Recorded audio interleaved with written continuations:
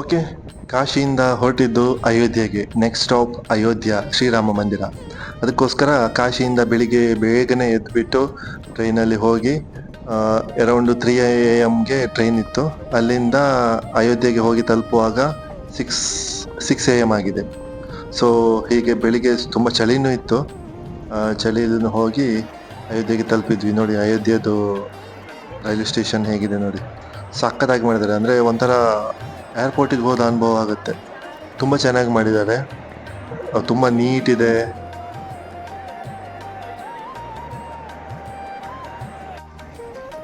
ಇದು ಅಯೋಧ್ಯೆ ಸ್ಟೇಷನ್, ಇದು ಹೊರಗಿನ ಭಾಗ. ಇದು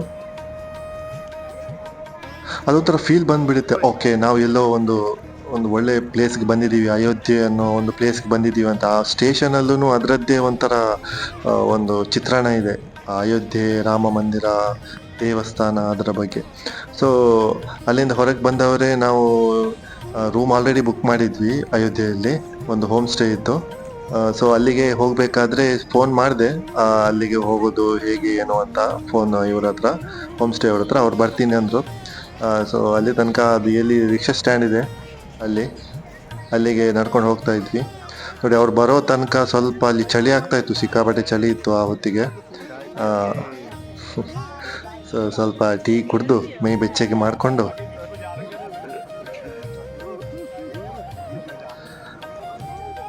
ಅಂತ ಚಳಿಯಲ್ಲಿ ಬಿಸಿ ಬಿಸಿ ಕಾಫಿ ಹೀರೋದಿದೆಯಲ್ಲ, ಅದರ ಮಜಾನೇ ಬೇರೆ.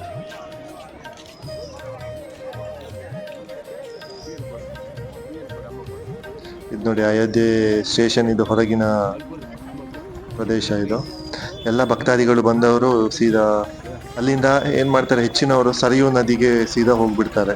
ಅಲ್ಲಿ ಸ್ನಾನ ಮಾಡಿ, ತೀರ್ಥ ಸ್ನಾನ ಮಾಡಿ ಆಮೇಲೆ ದೇವಸ್ಥಾನಕ್ಕೆ ಹೋಗೋದು ಹೆಚ್ಚಿನವ್ರದ್ದು. ಬಟ್ ನಾವು ಹಾಗೆ ಮಾಡಿಲ್ಲ. ನಾವು ಆಲ್ರೆಡಿ ಕಾಶಿಯಲ್ಲಿ ಗಂಗಾ ಸ್ನಾನ ಮಾಡಿರೋದ್ರಿಂದ ನಾವೇನು ಮಾಡಿದ್ವಿ, ಇಲ್ಲಿ ಬಂದುಬಿಟ್ಟು ಸೀದಾ ರೂಮ್ಗೆ ಹೋಗ್ಬಿಟ್ಟು ಆಮೇಲೆ ಇದು ಮಾಡೋಣ ಅಂತ. ಸೊ ನಾವು ರೂಮ್ಗೆ ಹೋದ್ವಿ, ಅಲ್ಲಿ ಸ್ವಲ್ಪ ಫ್ರೆಶ್ ಆಗಿ.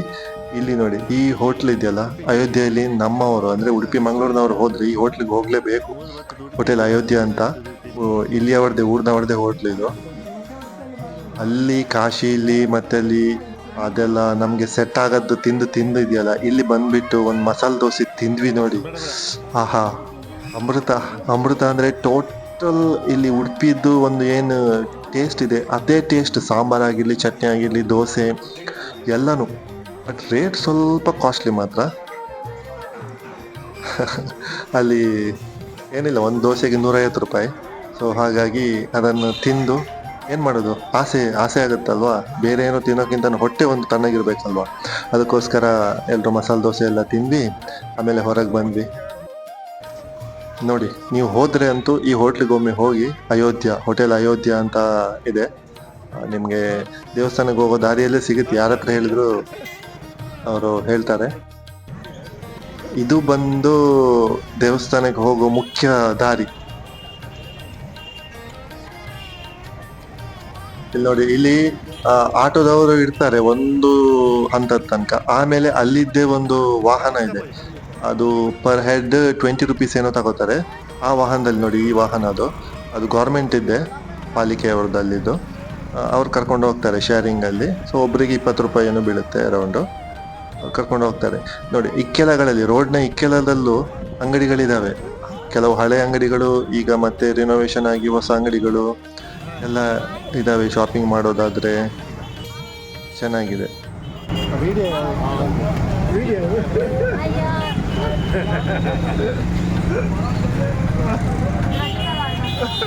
ಈ ರಿಕ್ಷಾನೂ ಹಾಗೆ ನೋಡಿ, ಒಮ್ಮೆಗೆ ಕಮ್ಮಿ ಅಂದ್ರೂ ಒಂದು 12-15 ಜನ ಕೂರ್ಬೋದು, ಆ ರೀತಿ ರಿಕ್ಷಾ ಇರುತ್ತೆ. ಇದು ರಿಕ್ಷಾ ಅಂದರೆ ಒಂಥರ ಓಪನ್ ಕ್ಯಾಬ್ ಥರ. ಇಲ್ಲಿ ಬಂದು ಆ ಒಂದು ಅಟ್ಮಾಸ್ಫಿಯರ್ ಇದೆಯಲ್ಲ, ತುಂಬ ಚೆನ್ನಾಗಿದೆ. ಅದೊಂಥರ ಫೀಲ್ ಆಗಿಬಿಡುತ್ತೆ ನಿಮ್ಗೆ ಎಲ್ಲೂ. ಅಯೋಧ್ಯದಲ್ಲೂ ಬೆಳಿಗ್ಗೆ ಬಂದಿದ್ದೀವಿ ನಾವು, ಆದ್ರಿಂದಲೇ ಏನೋ ಗೊತ್ತಿಲ್ಲ. ಬಟ್ ಅಲ್ಲಿ ನೋಡಿ ಆ ಅಂಗಡಿಗಳು, ಆ ಭಕ್ತಾದಿಗಳು, ಆ ಒಂದು ಫೀಲ್ ಆಟೋಮೆಟಿಕ್ ಆಗಿ ಬಂದ್ಬಿಡುತ್ತೆ, ನಾವು ಎಲ್ಲೋ ಒಂದು ಪವಿತ್ರ ಸ್ಥಳಕ್ಕೆ ಬಂದಿದ್ದೀವಿ ಅಂತ. ನೀವಿಲ್ಲಿ ನೋಡಕ್ಕೆ ಹೋದ್ರೆ ಉಡುಪಿ ಮತ್ತು ಮಂಗಳೂರವ್ರದ್ದು ತುಂಬ ಅಂದರೆ ತುಂಬ ಅಂಗಡಿಗಳಿದ್ದಾವೆ. ಇಲ್ಲಿ ನೋಡಿ, ಇದನ್ನು ಉಡುಪಿ ಟು ಮುಂಬೈ ಅಂತ ಮಾಡಿದ್ದಾರೆ. ಇದನ್ನು ಹೋಟ್ಲು, ಇದು ದೊಡ್ಡ ಹೋಟ್ಲು ಇದು. ಅದು ನಾನು ಆವಾಗ ಹೇಳಿದ್ದೂ ಹೋಟೆಲ್ ಅಯೋಧ್ಯ ಅಂತ, ಉಡುಪಿ ಕಡೆ ಹೊಡೆದೆ. ಇದು ನೋಡಿ ಮತ್ತೊಂದು ಉಡುಪಿ ಎಕ್ಸ್‌ಪ್ರೆಸ್ ಅಂತ. ಸೊ ಉಡುಪಿ ಮಂಗಳೂರಿನವ್ರಿಗೆ ಅಯೋಧ್ಯೆಯಲ್ಲಿ ತಿನ್ನೋಕ್ಕೇನು ಟೆನ್ಷನ್ ಇರಲ್ಲ. ಆ ಒಂದು ಸೇಮ್ ಟೈಪ್ ಫುಡ್ ಸಿಗುತ್ತೆ, ಆ ಸೇಮ್ ಟೈಪ್ ಟೇಸ್ಟ್ ಅಲ್ಲಿ. ಸೊ ಅದೊಂದು ತುಂಬಾನೇ ಇಷ್ಟ ಆಯ್ತು ನನಗೆ ಅಲ್ಲಿ.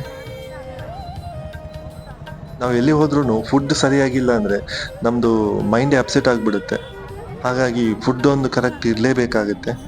ಆದ್ರಿಂದ ನಾವು ಫಸ್ಟ್ ನೋಡೋದೇ ಎಲ್ಲಿ ನಮ್ಗೆ ಬೇಕಾದ ರೀತಿಯ ಫುಡ್ ಸಿಗುತ್ತೆ ಅಂತ.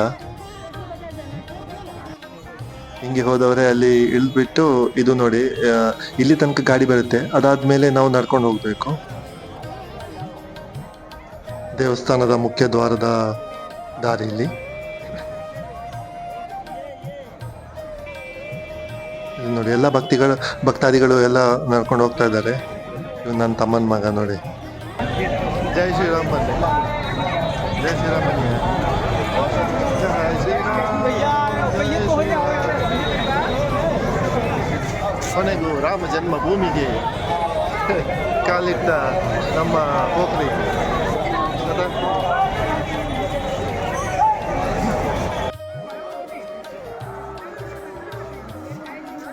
ಇದು ದೇವಸ್ಥಾನಕ್ಕೆ ಎಂಟ್ರಿ ಆಗೋ ಇದು ಲೈನ್, ಸರತಿ ಸಾಲಲ್ಲಿ ಹೋಗ್ಬೇಕು. ಈ ರೀತಿ ಸುಮಾರು ಸರತಿಗಳು ಇರ್ತವೆ, ಲೈನ್ಗಳು, ಅದರಲ್ಲಿ ಹೋಗ್ಬೇಕು. ಅದು ದೇವಸ್ಥಾನಕ್ಕೆ ಹೋಗೋ ಮುಂಚೆ ಇಲ್ಲಿ ಮುಂದೆ ಹೋದ್ಮೇಲೆ ನಾವು ಅಲ್ಲಿ ನಮ್ಮ ಬಿಲಾಂಗಿಂಗ್ಸ್ ಅಂದ್ರೆ ಮೊಬೈಲಿಂದ ಹಿಡಿದು ಚಪ್ಪಲಿ, ಕೀ ಎಲ್ಲಾನು ನಮ್ಮ ಹತ್ರ ಏನಿದೆ, ಇಲೆಕ್ಟ್ರಾನಿಕ್ಸ್ ಐಟಮ್ ಆಗಿರ್ಲಿ, ಮೆಟಲ್ ಐಟಮ್ಸ್, ಅದೆಲ್ಲ ಒಂದ್ ಕಡೆ ಇಡಕ್ಕಿದೆ. ಅದ್ ನೋಡಿ ಈ ಪ್ರದೇಶ ಅಲ್ಲಿ ನಿಮ್ಗೆ ಕಾಣುತ್ತಲ್ವಾ, ಅಲ್ಲಿಗೆ ಹೋಗಿ ಎಲ್ಲ ಮೊಬೈಲಿಂದ ಹಿಡಿದು ಪರ್ಸ್, ತಮ್ಮ ಚಿಕ್ಕ ಚಿಕ್ಕ ಪರ್ಸ್ ಓಕೆ, ಮತ್ತೆ ಮಿಕ್ಕಿದೆಲ್ಲ ಅಲ್ಲಿ ಒಂದು ಬ್ಯಾಗ್ ಇಲ್ಲಾಂದ್ರೆ ಒಂದು ಟ್ರೇಗೆ ಹಾಕಿ ಅಲ್ಲಿ ಕೊಡ್ಬೇಕು ಅವ್ರ ಹತ್ರ. ಅದವರು ಮತ್ತೆ ಒಂದು ಟೋಕನ್ ಕೊಡ್ತಾರೆ. ನಮ್ಮ ರಾಮ ಮಂದಿರ ಗೊತ್ತಿಲ್ಲ, ಜೈ ಶ್ರೀರಾಮ್ ಗಾಡಿ ಗಾಡಿ ಗಾಡಿ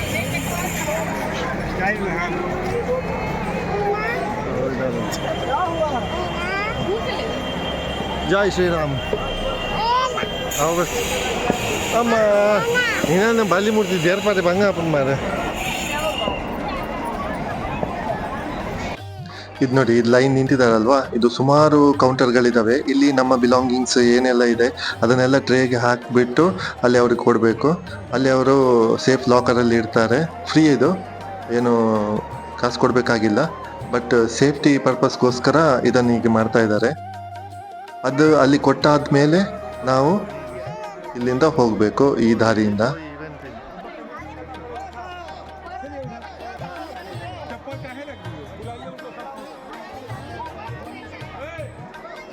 ಇದು ದೇವಸ್ಥಾನಕ್ಕೆ ಹೋಗೋ, ಇನ್ನು ಮುಂದೆ ನೇರ ದೇವಸ್ಥಾನಕ್ಕೇನೆ ನಮ್ದೆಲ್ಲ ಅಲ್ಲಿ ಇಟ್ಟಾದ್ಮೇಲೆ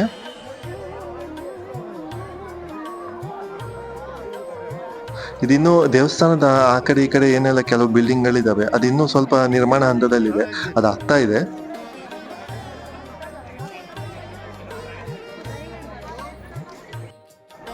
ದೇವಸ್ಥಾನಕ್ಕೆ ಎಂಟ್ರಿ ಆಗಿ ಹೊರಗೆ ಬರೋ ತನಕ ಯಾವ್ದು ವಿಡಿಯೋನು ಮಾಡಂಗಿಲ್ಲ, ಏನು ಮಾಡಂಗಿಲ್ಲ, ಯಾಕೆಂದ್ರೆ ಮೊಬೈಲ್ ತಗೊಂಡು ಹೋಗಂಗಿಲ್ಲ. ಓಕೆ, ಇದೀಗ ದೇವಸ್ಥಾನಕ್ಕೆ ಹೋಗಿ ವಾಪಸ್ ಬಂದಿದ್ದೀವಿ. ನಾವು ವಾಪಸ್ ಬರುವಾಗ, ಹೊರಗಡೆ ಬರುವಾಗ ಅಲ್ಲಿ ಒಂದು ಪ್ರಸಾದ ಕೊಡ್ತಾರೆ, ಕಿಚಡಿ ಮತ್ತೆ ಒಂದು ORS ಒಂದು ಬಾಕ್ಸ್ ಇತ್ತು, ಅದಕ್ಕೋಸ್ಕರ ಲೈನ್ ನಿಂತಿದ್ದು ನಾವು. ಪ್ರಸಾದ ಅಂದ್ರೆ ಆ ರೀತಿ ಒಂದು, ಅದು ಆಕ್ಚುಲಿ ದೇವರದ್ದು ಪ್ರಸಾದ ಅಂತಲ್ಲ, ದೇವರದ್ದು ಪ್ರಸಾದ ಒಂದು ಚಿಕ್ಕದು ಮಿಠಾಯಿ ತರ ಒಂದು ಪ್ಯಾಕೆಟ್ ಕೊಟ್ಟಿದ್ರು. ಬಟ್ ಇದು ಅಲ್ಲಿ ಬಂದು ಭಕ್ತಾದಿಗಳಿಗೆ ಒಂಥರ ಏನು ಹಸಿವು ಮತ್ತೆ ಬಾಯಾರಿಕೆ ನೀಗಿಸೋಕ್ಕೋಸ್ಕರ ಇದನ್ನು ಕೊಡ್ತಾ ಇದ್ದಾರೆ. ಅದೊಂದು ಒಳ್ಳೆ ಪ್ರಯತ್ನ ಆಕ್ಚುಲಿ. ಈ ಜೈ ಶ್ರೀರಾಮ್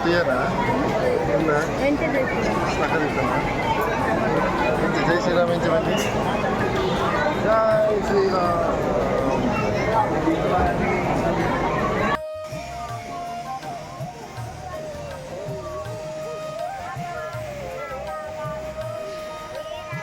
ಆ ದೇವಸ್ಥಾನಕ್ಕೆ ಒಳಗೆ ಹೋದ್ವಲ್ವಾ, ಆ ಒಳಗೆ ಹೋಗೋ ಒಂದು ದಾರಿಲಿ ಅಂದ್ರೆ ರಾಮನನ್ನು ಕಾಣೋ ತನಕ ಆ ಒಂದು ಫೀಲ್ ಇದೆಯಲ್ಲ, ಅದನ್ನು ಪದಗಳಲ್ಲಿ ವರ್ಣಿಸಕ್ಕೆ ಆಗಲ್ಲ, ಆ ರೀತಿ ಫೀಲ್ ಇತ್ತು. ಲೈಕ್ ಲಿಟ್ರಲಿ ನನ್ನ ಕಣ್ಣಲ್ಲಿ ನೀರು ಬಂದಿತ್ತು. ಅದೊಂಥರ ಈಗಲೂ ನನಗೆ ಮೈ ಜುಮ್ ಅನ್ನಿಸ್ತಾ ಇದೆ ಅದನ್ನು ಎಕ್ಸ್ಪೀರಿಯನ್ಸ್ ಮಾಡುವಾಗ, ನೆನೆಸ್ಕೊಳ್ಳುವಾಗ. ಯಾಕೆಂದರೆ ಅದು ನನ್ನ ಮನದ ಅಕ್ಷಿಪಟಲದಲ್ಲಿ ಅದೊಂಥರ ಅಚ್ಚೊತ್ತಿದೆ. ಆ ದೇವಸ್ಥಾನ, ಅದರ ವೈಭವ, ಆ ರಾಮ, ಅದರ ಒಳಗೆ ಹೋಗುವಾಗ ಜನರೆಲ್ಲ ಜೈ ಶ್ರೀರಾಮ್ ಜೈ ಶ್ರೀರಾಮ್ ಅಂತ ಕಿರ್ಚಾಡೋದಿದೆಯಲ್ಲ, ವಾವ್! ಅದೊಂಥರ ಈಗಲೂ ನನಗೆ ಮೈ ರೋಮಾಂಚನ ಆಗ್ತಾ ಇದೆ. ಅಂತ ಫೀಲ್ ಇದೆಯಲ್ಲ, ಅದು ಹೋಗಲೇಬೇಕು. ನಮ್ಮ ಒಂದು ಲೈಫ್ ಟೈಮಲ್ಲಿ ಅಲ್ಲಿಗೆ ಹೋಗಲೇಬೇಕು. ಶ್ರೀರಾಮನ ದರ್ಶನ ಮಾಡೋದು, ಶ್ರೀರಾಮನ ಭವ್ಯತೆ ಇದೆಯಲ್ಲ Rama Mandira. Thanks to Narendra Modi and BJP government, ಅಷ್ಟು ಚೆನ್ನಾಗಿ ಮಾಡಿದ್ದಾರೆ. ಸೊ ಅಲ್ಲಿಂದ ಹೊರಗೆ ಬಂದವರೇ ಅದೇ ಅದೊಂದು ಸ್ವಲ್ಪ ಅಲ್ಲಿ ಪ್ರಾಂಗಣದಲ್ಲೆಲ್ಲ ಕೂತು ಮನಸ್ಸೆಲ್ಲ ಉಲ್ಲಾಸಿತ ಆಯಿತು. ಆಮೇಲೆ ಹೊರಗೆ ಬಂದ್ವಿ ಶಾಪಿಂಗ್ ಅಂದರೆ ಏನು ಗೊತ್ತಾ, ಇಲ್ಲಿ ಸೈಡಲ್ಲಿ ಅದು ತುಂಬ ಅಂಗಡಿಗಳಿದ್ದಾವೆ. ನಿಮಗೆ ಸರ ಆಗಿರ್ಬೋದು, ಮತ್ತು ಪ್ರಸಾದ ಅಂತ ಅಲ್ಲಿ ಒಂದು ಬಾಕ್ಸ್ ಮಾಡ್ತಾರೆ, ಎಲ್ಲ ಬಿಸ್ನೆಸ್ ಅಷ್ಟೇ, ಅದೇನು ಪ್ರಸಾದ ಅಂತ ಅಲ್ಲ. ಬಟ್ ನಾವು ಅಲ್ಲಿಂದ ಹೋಗಿ ಬಂದು ಇಲ್ಲಿ ಊರಲ್ಲಿ ಯಾರಿಗಾದರೂ ಕೊಡೋದಾದರೆ ಅಲ್ಲಿಂದ ತಗೊಂಡು ಏನಾದರೂ ಕೊಡ್ಬೋದು ಅಷ್ಟೇ. ಮತ್ತೆ ಬಿಟ್ಟರೆ ದೇವಸ್ಥಾನದಲ್ಲಿ ಆ ಪ್ರಸಾದ ಆ ಥರ ಏನು ವ್ಯವಸ್ಥೆ ಇದ್ದಿಲ್ಲ.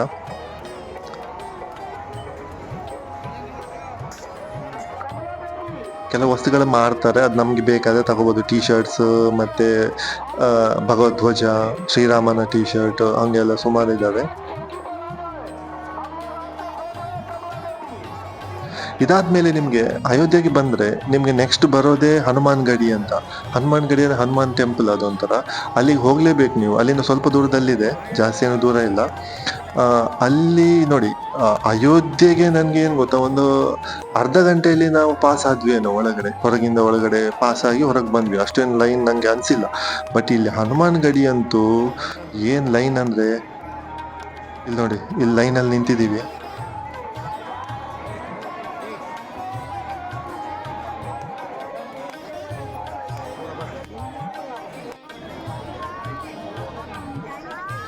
ಇದು ಸಿಂಗಲ್ ಲೈನ್ ಅಲ್ಲ, 4-5 ಲೈನ್ಗಳಿರ್ತವೆ ಸೈಮಲ್ಟೇನಿಯಸ್ಲಿ. ಆ ಲೈನಲ್ಲೇ ಹೋಗೋದು.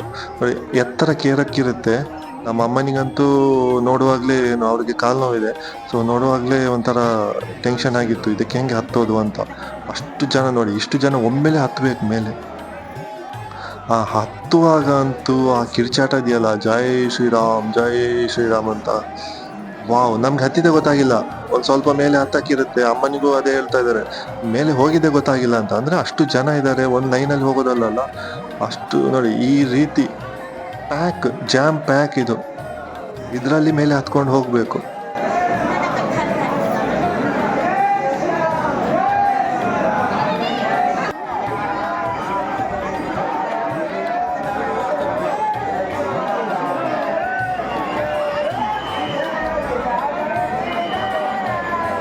ನಾವು ನಿಂತ್ರೆ ಸಾಕು, ನಮ್ಮ ದುಡ್ಕೊಂಡು ಹೋಗ್ತಾನೆ ಇರ್ತಾರೆ.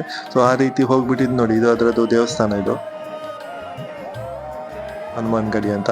ಅದು ಒಂದು ದಾರಿ ಅಂತಲ್ಲ, ಎಲ್ಲಾ ಕಡೆ, ಆ ಕಡೆನೂ ಹೋಗ್ತಾರೆ, ಈ ಕಡೆನೂ ಹೋಗ್ತಾರೆ. ಮತ್ತೆ ಅಲ್ಲಿ ಹೊರಗಿಂದ ಚಪ್ಪಲಿ ಇಡಬೇಕಾದ್ರೆ ಅಂಗಡಿಗಳಿದಾವೆ ಸುಮಾರು, ನಾರ್ಮಲ್ ಸ್ವೀಟ್ ಅಂಗಡಿಗಳು. ಅಲ್ಲಿ ಒಂದು ಲಡ್ಡು ಟೈಪ್ ಒಂದು ಸ್ವೀಟ್ ಬರುತ್ತೆ, ಅದನ್ನು ನಾವು ತಗೊಂಡಾಯ್ತು. ಚಪ್ಪಲಿ ಇಡಕ್ಕೆ ಕಾಸು ತಗೊಳ್ಳಲ್ಲ, ಚಪ್ಪಲಿಯಲ್ಲಿ ಇಡ್ಬೋದು. ಬಟ್ ಅದೊಂದು ಸ್ವೀಟ್ ಪ್ಯಾಕೆಟ್ ತಗೊಂಡು, ಅದು ಪ್ರಸಾದ ತರ, ಅದನ್ನು ಹನುಮಾನ್ ಇಲ್ಲಿ ದೇವಸ್ಥಾನಕ್ಕೆ ಕೊಡೋದು.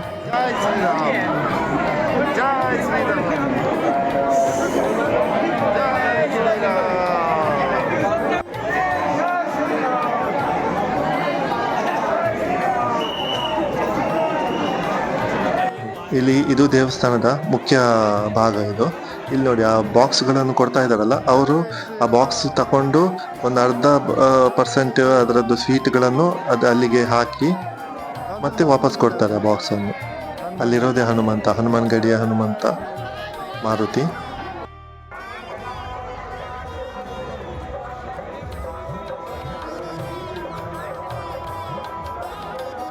ಅಲ್ಲಿಂದ ಹೊರಗೆ ಬಂದು ಮತ್ತೆ ನೆಕ್ಸ್ಟ್ ಇಲ್ಲಿ ನೋಡೋ ಪ್ಲೇಸ್ ಅಂದರೆ ದಶರಥ್ ಮಹಲ್ ಅಂತ ಇದೆ. ಅದು ತುಂಬಾನೇ ಫೇಮಸ್. ಅದರ ಸ್ಟೋರಿ ಬೇಕಾದರೆ ನೀವು ಗೂಗಲ್ ಮಾಡಿ ನೋಡ್ಬೋದು, ದಶರಥ್ ಮಹಲ್ ಅಂತ. ಚೆನ್ನಾಗಿದೆ, ಒಂಥರ ಚಿಕ್ಕ, ದೊಡ್ಡದಲ್ಲ ಏನಲ್ಲ, ನಮ್ಮ ಮೈಸೂರು ಅರಮನೆ ಥರ ಏನು ದೊಡ್ಡ ಅರಮನೆ ಥರ ಇಲ್ಲ. ದಶರಥನ ಮಹಲ್ ಅಂತೀವಿ. ಸೊ ಅಲ್ಲಿಗೆ ಹೋಗ್ಬೋದು. ಅಲ್ಲೇನು ಅಷ್ಟು ರಶ್ ಇದ್ದಿಲ್ಲ, ಬಟ್ ಚೆನ್ನಾಗಿತ್ತು. ಅಲ್ಲಿದ್ದು ಒಂಥರ ಆ ಒಂದು ಬಿಲ್ಡ್ ಇದಿದೆಯಲ್ಲ, ಡಿಸೈನ್ಸ್ ಅದೆಲ್ಲ ಒಂಥರ ಡಿಫ್ರೆಂಟ್ ಅಲ್ವಾ, ಹೊಸ್ತು ಕಂಡಂಗಾಗುತ್ತೆ.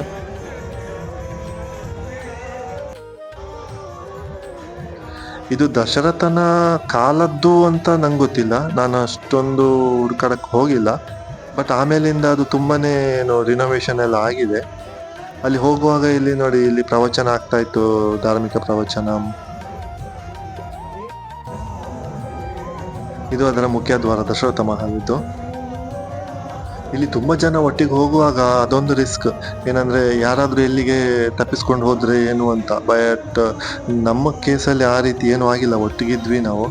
ಇಲ್ಲಾಂದ್ರೆ ನಾವು ದೂರ ಹೋದಾಗ ಇಲ್ಲಿ ಅದೊಂದು ಆಗೋದು ಸಹಜ, ಯಾರಾದ್ರೂ ತಪ್ಪಿಸ್ಕೊಳ್ಳೋದು, ಮತ್ತೆ ಅದೊಂಥರ ಮೈಂಡ್ ಅಪ್ಸೆಟ್ ಆಗ್ಬಿಡುತ್ತೆ. ಬಟ್ ನಮ್ಮ ಕೇಸಲ್ಲಿ ಯಾವುದೂ ಹಾಗಾಗಿಲ್ಲ, ಎಲ್ಲರೂ ಜೊತೆಗೆ ಇದ್ವಿ, ಜೊತೆಯಲ್ಲೇ ಹೋದ್ವಿ, ಜೊತೆಯಿಂದನೇ ಹೊರಗೆ ಬಂದ್ವಿ. ಇದು ನೋಡಿ, ಇದು ದಶರಥ್ ಮಹಲ್ ಇದ್ದು ಪ್ರಾಂಗಣ.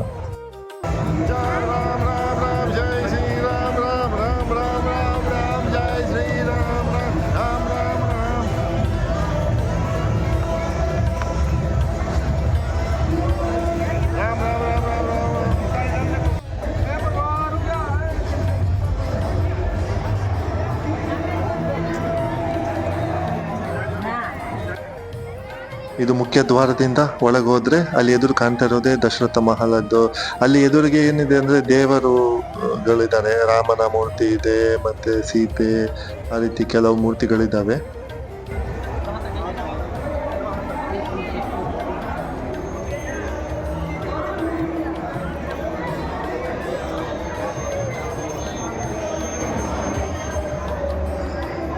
ಇದು ದಶರಥ್ ಮಹಲ್ ತೀರ್ಥ ಕ್ಷೇತ್ರ ಇಲ್ಲಾಂದ್ರೆ ಆ ರೀತಿ ಅನ್ನೋಕ್ಕಿಂತನೂ ಒಂಥರ ಟೂರಿಸಂ ಸ್ಪಾಟ್ ಆಗ್ಬಿಟ್ಟಿದೆ ಅಷ್ಟೇ. ಅಷ್ಟೇನೋ ಒಂದು ಡಿವಿನಿಟಿ ಇಲ್ಲಿ ಅನ್ಸಲ್ಲ. ಹನುಮಾನ್ ಗಡಿ ಮತ್ತೆ ಶ್ರೀರಾಮನ ಮಂದಿರದಲ್ಲಿ ಸಿಗುವ ಒಂದು ಇದು ಇಲ್ಲಿ ಸಿಗಲ್ಲ. ನಾರ್ಮಲ್ ಒಂದು ಮಹಲ್ ತರ ಇದೆ. ನಾವು ಮುಂಚೆ ಮಹಾಭಾರತ ರಾಮಾಯಣದಲ್ಲಿ ಒಂದು ಏನು ಆ ಒಂದು ಸೆಟ್ ಕಾಣ್ತಾ ಇದ್ವಲ್ಲ, ಅದೇ ತರ ಇಲ್ಲಿ ಅನ್ಸುತ್ತೆ. ಅಲ್ಲಿ ನೋಡಿ, ಎಲ್ಲ ಒಂದೊಂದು ಡೋರ್ ಅಲ್ಲೂ ಒಂದೊಂದು ದೇವರುಗಳಿದ್ದಾರೆ. ಶ್ರೀರಾಮ ಇದ್ದಾನೆ, ಮತ್ತೊಂದು ಹನುಮಂತ, ಹಂಗೆಲ್ಲ ಇದ್ದಾರೆ. ಅಲ್ಲಿ ಭಕ್ತಿ ಭಾವ ಅಂತ ಏನು ನಂಗೆ ಅನ್ಸಿಲ್ಲ, ನೋಡ್ಕೊಂಡು ಹೋಗೋದಷ್ಟೇ.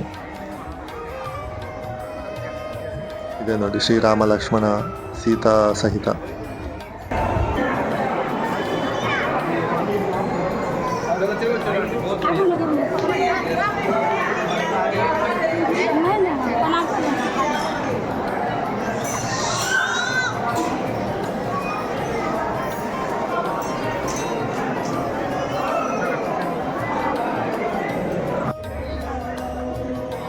ಇದು ದಶರಥ್ ಮಹಲ್ ಇದ್ದು. ಅಲ್ಲಿ ನೋಡಿ, ಅದು ನಾವೀಗ ದೇವರು ಅಲ್ಲಿರೋ ಜಾಗ ಅದು.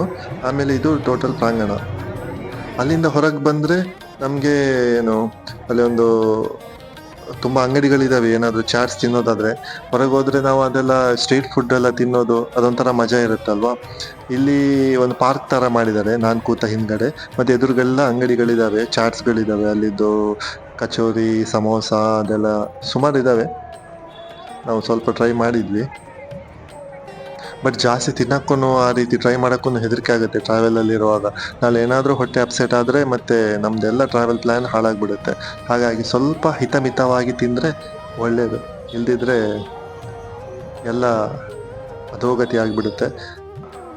ಇದು ಅಲ್ಲೇ ಪಕ್ಕದಲ್ಲಿ, ಯಾವುದು ದಶರಥ್ ಮಹಲ್ ಇದ್ದು ಸ್ವಲ್ಪ ಪಕ್ಕದಲ್ಲೇ ಇರೋ ಒಂದು ಉದ್ಯಾನವನ ಥರ ಮಾಡಿದ್ದಾರೆ. ಹನುಮಂತನ ಒಂದು ಸ್ಟ್ಯಾಚ್ಯೂ ಇದೆ, ಮತ್ತೆ ಅಲ್ಲೊಂದು ಗದೆನೂ ಇದೆ. ಮತ್ತೆ ಆ ಕಡೆ ಒಂದು ದೇವಸ್ಥಾನ ತರ ಇದೆ, ಅಲ್ಲಿಗೆ ಹೋಗಿಲ್ಲ ನಾವು.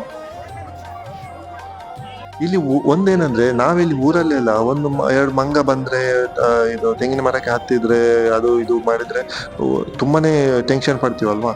ಅಯೋಧ್ಯೆಯಲ್ಲಿ ಹಂಗಲ್ಲ, ನಾವು ಸ್ಟಾರ್ಟಿಂಗ್ ಇಂದ ಹಿಡಿದು ಇಲ್ಲಿ ನೋಡಿ ಎಲ್ಲಾ ಕಡೆನೂ ಕೋತಿಗಳಿದಾವೆ.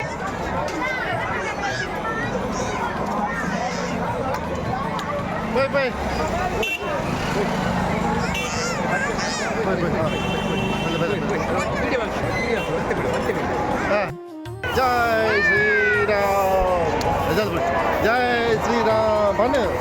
ಜೈ ಜೈ ಶ್ರೀರಾಮ್,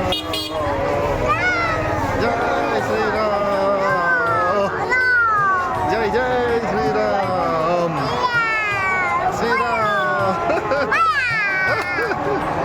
ಮೆಲ್ಲ ಮೆಲ್ಲ.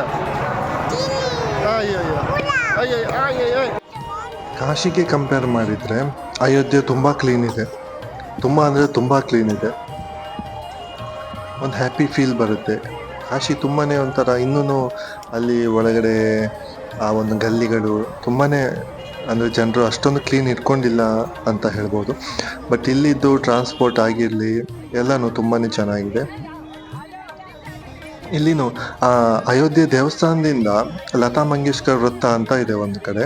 ಅಲ್ಲಿ ತನಕ ಇದದ್ದು ಯಾವುದು ಪಾಲಿಕೆದು ವೆಹಿಕಲ್ ಇದೆ, ಪರ್ ಹೆಡ್ 20 rupees ಅಲ್ಲಿ ಕರ್ಕೊಂಡು ಹೋಗ್ತಾರೆ. ಒಮ್ಮೆ ಹೋಗೋಕ್ಕೆ ಒಮ್ಮೆ ಬರೋಕ್ಕೆ ಮಿಡ್ಲಲ್ಲೂ ನಾವು ಇಳಿಬೋದು. ಸೊ ಹಾಗೆ ಅಲ್ಲಿಂದ ಆದ್ಮೇಲೆ ನಿಮ್ಗೆ ಪ್ರೈವೇಟ್ ವೆಹಿಕಲ್ಸ್ ಆಟೋಗಳು ಸಿಗ್ತವೆ, ಅಲ್ಲಿದ್ದ ಆಟೋಗಳು. ಇಲ್ಲಿ ಇನ್ನೂ ಅಂದ್ರೆ ಆವತ್ತು ಅದೆಲ್ಲ ಇದು ಮಾಡಿ ಲ್ಯಾಂಡ್ ಅಕ್ವಿಸಿಷನ್ ಮಾಡಿ ಎಲ್ಲ ಇದು ರೋಡ್ ಎಲ್ಲ ಮಾಡಿದ್ದಲ್ಲ. ಸೊ ಕೆಲವು ಬಿಲ್ಡಿಂಗ್ಗಳು ಏನು ಪ್ರೈವೇಟ್ ಬಿಲ್ಡಿಂಗ್ಗಳಿದ್ದಾವೆ ಅವುಗಳು ಇನ್ನೂ ನಿರ್ಮಾಣ ಹಂತದಲ್ಲಿದ್ದಾವೆ, ಇಲ್ಲಾಂದ್ರೆ ರಿನೋವೇಷನ್ ಹಂತದಲ್ಲಿದ್ದಾವೆ. ದೇವಸ್ಥಾನದಿಂದ ಅಲ್ಲಿ ಲತಾ ಮಂಗೇಶ್ಕರ್ ವೃತ್ತ ತನಕನು ಈ ರೀತಿ ಅಂಗಡಿಗಳಿದಾವೆ, ಮತ್ತೆ ಅಲ್ಲಲ್ಲಿ ಮಠಗಳಿದಾವೆ, ಬೇರೆ ಒಂಥರ ದೇವಸ್ಥಾನಗಳು ಚೆನ್ನಾಗಿದೆ. ಅಲ್ಲಿ ಒಂಥರ ಆ ಗೋಡೆಗಳಿಗೆ ಅದೊಂದು ಏನು ಫೀಲ್ ಇದೆ. ದೇವಸ್ಥಾನ ಮತ್ತೆ ಒಂದು ಹಳೆ ಕಾಲದ್ದು ಏನೋ ಒಂದು ಇದಿರಬೇಕು, ಆ ಒಂದು ಫೀಲ್ ಇದೆ ಈ ಪ್ರದೇಶದಲ್ಲಿ. ನಿಮ್ಗಂದ್ರೆ ಇಲ್ಲಿ ಬಂದ್ ಕೂಡ್ಲೆ ಎಲ್ಲೋ ಒಂದು ನಾವು ಸಿಟಿಗೆ ಬಂದಿದ್ದೀವಿ, ಇಲ್ಲಾಂದ್ರೆ ಶಾಪಿಂಗ್ ಮಾಲ್ ಬಂದಿದ್ದೀವಿ ಆ ತರ ಅನ್ಸಲ್ಲ. ಒಂದು ದೇವಸ್ಥಾನ ಮತ್ತೆ ದೈವತ್ವದ ಫೀಲ್ ಬರುತ್ತೆ. ನೋಡಿ, ದೇವಸ್ಥಾನ ಕಟ್ಟಿದ್ರೆ ಏನಾಗುತ್ತೆ, ಏನ್ ಸಿಗುತ್ತೆ ಅಂತ ಹೇಳ್ತಾರಲ್ಲ, ನೋಡಿ ಇಷ್ಟೆಲ್ಲ ಅಂಗಡಿಗಳಿದಾವಲ್ಲ, ಇದೆಲ್ಲ ಬಿಸ್ನೆಸ್.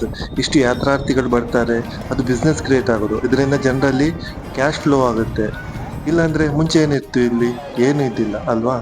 ನೋಡಿ, ಈ ರೀತಿ ಮಾಡೋದ್ರಿಂದಲೇ ಅದು ಕ್ಯಾಶ್ ಫ್ಲೋ ಆಗೋದು, ಹಣಕಾಸಿನ ವಹಿವಾಟು ಆಗಿ ವ್ಯವಹಾರಸ್ಥರಿಗೆ ಹಣ ಬರುತ್ತೆ, ನಾವು ಹಣ ಸ್ಪೆಂಡ್ ಮಾಡ್ತೀವಿ. ಟೂರಿಸಮ್ ಇದೇ ರೀತಿ ಅಲ್ವಾ. ಅಲ್ಲಿ ನಮ್ಗೆ ಗೊತ್ತಿಲ್ಲ, ಇಲ್ಲಿ ಒಂದು ದೇವಸ್ಥಾನದಲ್ಲಿ ಊಟನೂ ಸಿಗುತ್ತೆ ಅಂತ ಹೇಳಿ ಆಮೇಲೆ ಗೊತ್ತಾಯ್ತು. ನಮ್ಗೆ ಅದರದ್ದು ಐಡಿಯಾ ಇದ್ದಿಲ್ಲ. ನಾವು ಮತ್ತೆ ಹೊರಗೆ ಊಟ ಮಾಡಿದ್ವಿ ನಾವು. ಇಲ್ಲಿ ಒಂದು ಅನ್ನಪೂರ್ಣ ಏನೋ ದೇವಸ್ಥಾನ ಇದೆ, ಅಲ್ಲಿ ಊಟ ಸಿಗುತ್ತೆ ಅಂತೆ. ಬಟ್ ನಮ್ಗೆ ಉಡುಪಿ ಮಂಗಳೂರವ್ರಿಗೆ ಸೆಟ್ ಆಗುವಂತ ಊಟ ಸಿಗಲ್ಲ. ಹಾಗಾಗಿ ಮತ್ತೆ ನಾವು ಏನ್ ಮಾಡಿದ್ವಿ, ಅದೇ ಹೊರಗಡೆ ಊಟ ಮಾಡಿ ಇಲ್ಲಿ ಸರಯೂ ನದಿ ಅಂತ ಬರುತ್ತೆ.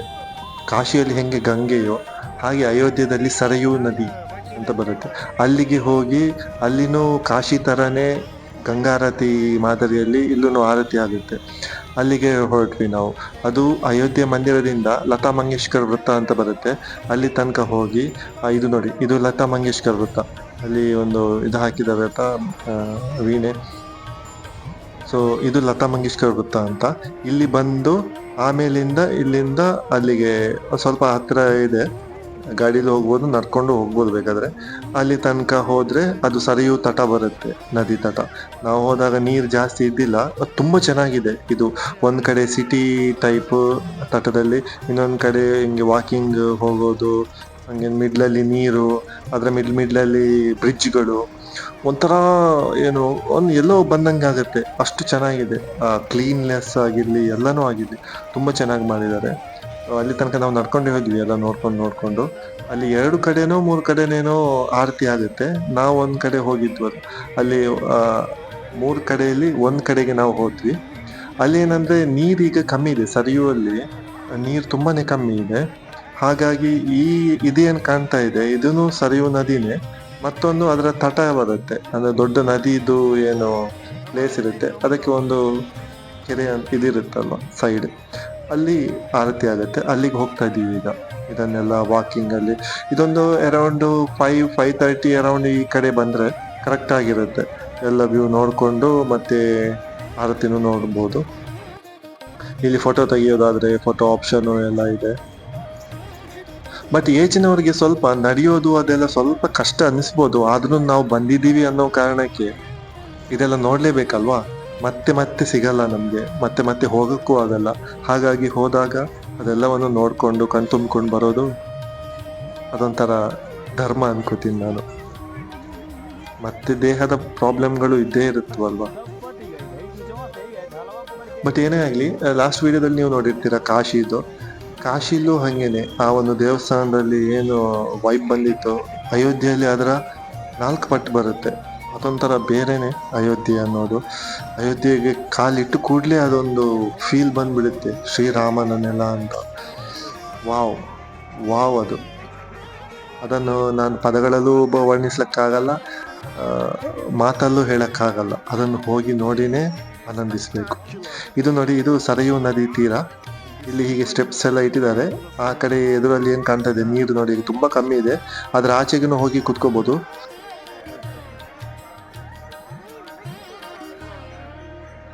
ಹಾಗೆ ಅಲ್ಲಿ ನದಿಯಿಂದ ಒಂದ್ ಕಡೆಯಿಂದ ಆ ಕಡೆ ಹೋಗೋಕೆ ಒಂದು ತೆಪ್ಪದ ತರ ಮಾಡಿದ್ದಾರೆ, ಅದರಿಂದ ನಡ್ಕೊಂಡು ಹೋಗ್ಬೋದು. ಈ ಪ್ರದೇಶದಲ್ಲಿ ಅಲ್ಲಿ ಒಂದು ಸ್ವಲ್ಪ ಎದುರಿಗೆ ಗಂಗಾರತಿ ಮಾದರಿಯಲ್ಲಿ ಆರತಿ ಆಗುತ್ತೆ.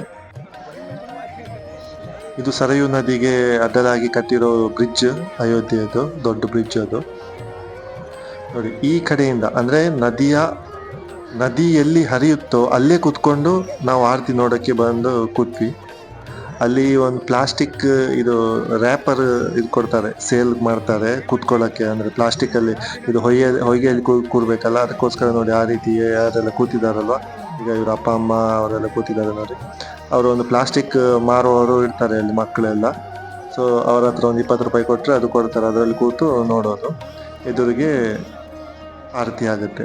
ಬಟ್ ಕಾಶಿಯಲ್ಲಿ ಏನು ಆರತಿ ಆಗೋ ಹಿಂದ್ಗಡೆ ಕೂತ್ಕೊಂಡು ಚೇರಲ್ಲಿ ನೋಡೋ ಫೀಲ್ ಇರುತ್ತಲ್ಲ, ಅದು ಇಲ್ಲಿ ಬರಲ್ಲ. ಇದೊಂಥರ ದೂರದಿಂದ ಕೂತ್ಕೊಂಡು ನೋಡ್ದಂಗ ಅನ್ಸುತ್ತೆ. ಮತ್ತೆ ಆ ಸೌಂಡ್ಗಳು, ಅವ್ರು ಏನು ಎಕ್ಸ್ಪ್ಲೇನ್ ಮಾಡ್ತಾರೆ ಮಂತ್ರಗಳು, ಅದೆಲ್ಲ ಇಲ್ಲಿಗೆ ಸೌಂಡ್ ಅಷ್ಟು ಆಡಿಬಲ್ ಇರಲ್ಲ. ಬಟ್ ಆದ್ರೂ ಒಂಥರ ನೈಸ್ ಎಕ್ಸ್ಪೀರಿಯನ್ಸ್ ಅಂತೂ ಮಾಡ್ಲೇಬೇಕಿದನ್ನೆಲ್ಲ. ನೋಡಿ ಎಷ್ಟು ಜನ ಬಂದು ಕೂತಿರ್ತಾರೆ ಅಲ್ಲಿ, ಸ್ಟೆಪ್ಸ್ ಅಲ್ಲೂ ಕೂತಿದ್ದಾರೆ, ಆಮೇಲೆ ಇಲ್ಲಿ ನದಿ ಹೊಯ್ಗೆ ಮೇಲೇನೂ ಕೂತಿದ್ದಾರೆ. ಅಲ್ಲಲ್ಲಿಗೆ ನಾವು ಕೂತಲ್ಲಿಗೆ ಇವರು ಟೀ ಮಾರುವವರು ಮತ್ತೆ ಸ್ನ್ಯಾಕ್ಸ್ ಮಾರುವವರು ಅವರೆಲ್ಲ ಬರ್ತಾರೆ, ಲೆಮನ್ ಟೀ ಅವರೆಲ್ಲ, ಅದೆಲ್ಲ ಕುಡ್ಕೊಂಡು ಈ ಆರತಿ ನೋಡಿ.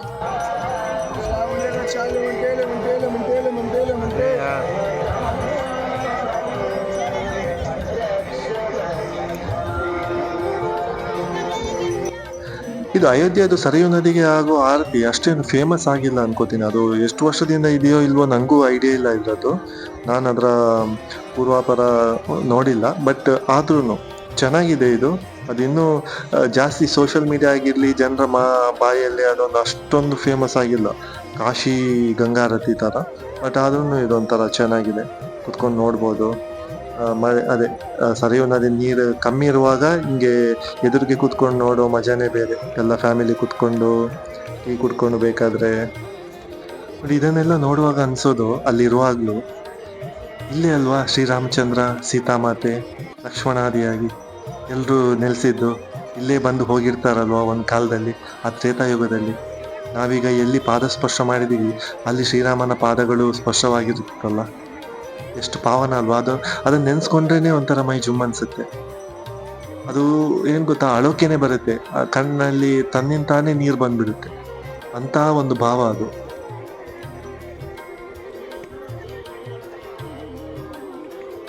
ಇಲ್ಲೂ ಕೂಡ ಕಾಶಿಯಲ್ಲಿ ಇರೋ ತರಾನೇ ಹರಕೆ ಏನಾದ್ರು ಕೊಟ್ರೆ, ಇಲ್ಲಾಂದ್ರೆ ಕೂಪನ್ ಏನಾದ್ರು ಮಾಡಿಸಿದ್ರೆ ಅಲ್ಲಿ ಅವರ ಹತ್ರನೂ ಏನೋ ಒಂದು ಆರತಿ ತರ ಮಾಡಿಸ್ತಾರೆ. ಅದು ನಂಗೂ ಅದ್ರ ಐಡಿಯಾ ಇಲ್ಲ, ಬಟ್ ನಾನು ನೋಡಿದ್ದೆ. ನಾನಲ್ಲಿ ಸುಮಾರು ಜನ ಹೋಗಿ, ನಾವು ಈಗ ಏನು ನಮ್ಮ ಹರಕೆ ರೂಪದಲ್ಲಿ ಮಾಡ್ತೀವಲ್ಲ ಅದೇ ರೀತಿ ಅಲ್ಲಿನೂ ಏನೋ ಇತ್ತು.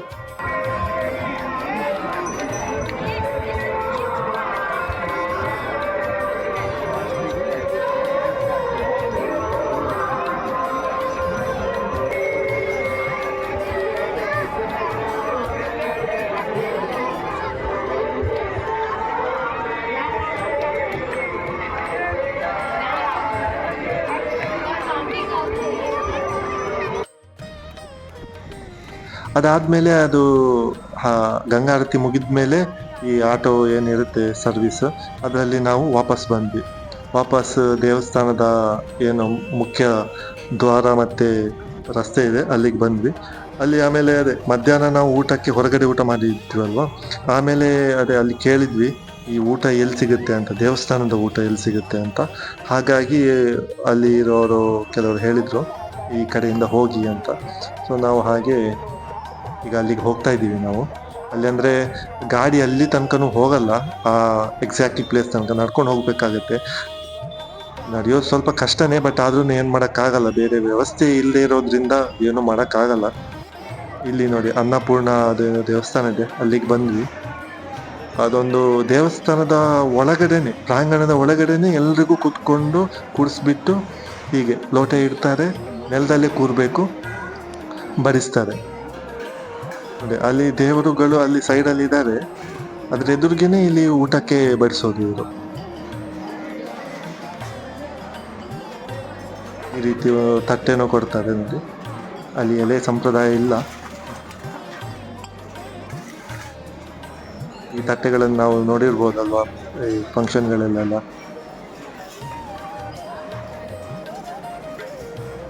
ಬಟ್ ಇಲ್ಲಿ ಊಟನ ಮಾತ್ರ ನಮಗೆ ಸೆಟ್ಟೇ ಆಗಲ್ಲ, ಬಟ್ ಬೇರೆ ಏನು ಆಪ್ಷನ್ ಇಲ್ಲದೆ ಇರೋದ್ರಿಂದ, ಮತ್ತೆ ಇದೊಂದು ಪ್ರಸಾದ ರೂಪದಲ್ಲಿರೋದ್ರಿಂದ ನಾವು ತಗೋತಾ ಇದ್ದೀವಿ. ಫಸ್ಟಿಗೆ ಅದೇನೋ ಉಪ್ಪಿನಕಾಯಿ ಥರ ಒಂದು ಹಾಕಿದ್ರು, ಸ್ವೀಟ್ ಹಾಕ್ತಾರೆ.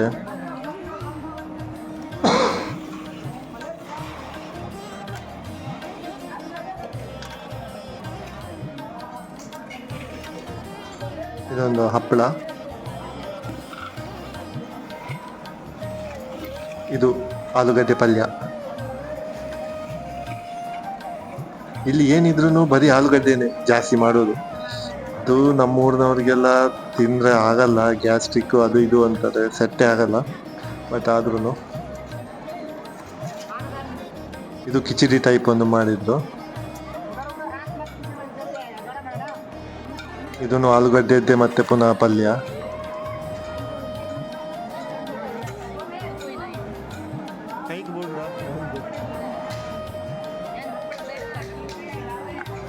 ಇದು ಪೂರಿ, ದಪ್ಪ ಲಟ್ಟಿಸಿರೋ ಪೂರಿ. ಇದು ಆಕ್ಚುಲಿ ಊಟ ಇಲ್ಲಿದ್ದು. ಅದನ್ನು ಹೆಂಗೋ ಕಷ್ಟಪಟ್ಟು ತಿಂದಿದ್ದು ಪ್ರಸಾದ ಅಂತ. ಬಟ್ ನಮಗೆ ಅಷ್ಟು ಏನು ನಾಲ್ಗೆಗೆ ಹಿಡ್ಸಲ್ಲ, ಅಲ್ಲಿನವ್ರಿಗೆ ಹಿಡಿಸುತ್ತೇನೋ, ನಮ್ಗೆ ಹಿಡ್ಸಲ್ಲ. ಬಟ್ ಆದ್ರೂ ಅಯೋಧ್ಯೆಗೆ ಬಂದು ದೇವರ ಪ್ರಸಾದವಾಗಿ ಒಂದು ಭೋಜನ ಸ್ವೀಕರಿಸ್ತಿದ್ರೆ ಚೆನ್ನಾಗಿರಲ್ಲ. ಸೊ ಹಾಗೆ ಅಲ್ಲಿ ಊಟ ಮಾಡಿ ಮತ್ತೆ ವಾಪಸ್ ನಮ್ಮ ರೂಮಿಗೆ ಹೊರಟ್ವಿ ನಾವು. ಈ ಒಂದು ದಿವಸ ಅಂದರೆ ಬೆಳಿಗ್ಗೆ 6 ಗಂಟೆಗೆ ಬಂದಿದ್ವಿ, ರಾತ್ರಿ ತನಕ ಬರೀ ಅಯೋಧ್ಯೆ ದರ್ಶನ ಆಯಿತು. ಎಲ್ಲ ಕಡೆ ಆಲ್ಮೋಸ್ಟ್ ಏನು ಮೇಜರ್ ಪಾರ್ಟ್ಸ್ ಇತ್ತು ಅದನ್ನೆಲ್ಲ ಕವರ್ ಮಾಡಿದ್ವಿ ನಾವು. ಚೆನ್ನಾಗಿತ್ತು. ಆ್ಯಕ್ಚುಲಿ ಒಂದು ದಿವಸ ಕಾಶಿಗೆ ಸ್ಪೆಂಡ್ ಮಾಡಿದ್ವಿ ನಿನ್ನೆ, ಅಂದರೆ ಹಿಂದಿನ ದಿವಸ. ಇವತ್ತು ಫುಲ್ಲು ಅಯೋಧ್ಯೆ ಆಯಿತು.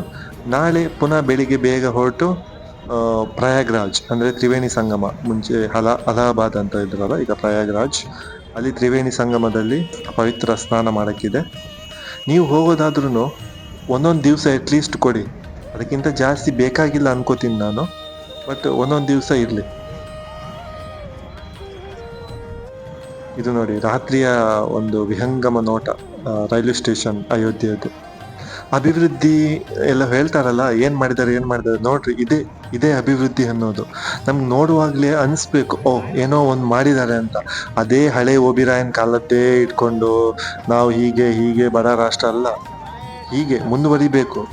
ಹಾಗಂತ ಎಲ್ಲವೂ ನಮ್ಮತನವನ್ನು ಉಳಿಸ್ಕೊಂಡೇ ಮುಂದುವರಿಬೇಕು ಅಲ್ವಾ. ಅದನ್ನೇ ಒಂದು ನಮ್ಮ ಅಸ್ಮಿತೆ ಅಂತ ಇರುತ್ತೆ, ಅದಿರಬೇಕು, ಅದು ಮೂಲದಲ್ಲಿರಬೇಕು. ಅದನ್ನೇ ಒಂದು ಯೂಸ್ ಮಾಡಿಕೊಂಡು ಇದು ನೋಡಿ, ರೈಲ್ವೆ ಸ್ಟೇಷನನ್ನು ಅಯೋಧ್ಯೆಗೆ ಪೂರಕವಾಗಿ ಮಾಡಿದ್ದಾರೆ. ಆ ಕನ್ಸ್ಟ್ರಕ್ಷನ್ ಆಗಿರ್ಬೋದು, ಅದಕ್ಕೆ ಸ್ವಲ್ಪ ಮಾಡರ್ನ್ ಟಚ್ ಕೊಟ್ಟು ತುಂಬ ಚೆನ್ನಾಗಿದೆ. ಇಲ್ಲಿನ ಜನಗಳು ಅಷ್ಟೇ ತುಂಬ ಫ್ರೆಂಡ್ಲಿ ಇದ್ದಾರೆ. ನಾವೇನು ರೂಮ್ ಹೋಗಿದ್ವಿ ಅಲ್ಲಿನೂ ಹಾಗೇನೆ ತುಂಬ ಹೆಲ್ಪ್ಫುಲ್ಲು, ತುಂಬಾ ಹೆಲ್ಪ್ ಮಾಡಿದರು. ಆಟೋದವರು ಹಾಗೇನೆ. ರಾತ್ರಿಗೆ ಹೊರಟಿದ್ದು ನಾವು, ಅವ್ರು ಬಂದುಬಿಟ್ಟು ಅವರೇ ಕರ್ಕೊಂಡು ಎಲ್ಲ ಹೋದರು. ಇದಿಷ್ಟು ಅಯೋಧ್ಯೆಯದು. ಮುಂದೆ ನೆಕ್ಸ್ಟ್ ವಿಡಿಯೋದಲ್ಲಿ ಪ್ರಯಾಗ್ರಾಜ್ ತ್ರಿವೇಣಿ ಸಂಗಮದ ವಿಡಿಯೋದೊಂದಿಗೆ ಮತ್ತೆ ಬರ್ತೀನಿ. ಅಲ್ಲಿ ತನಕ ನೋಡ್ತಾ ಇರಿ.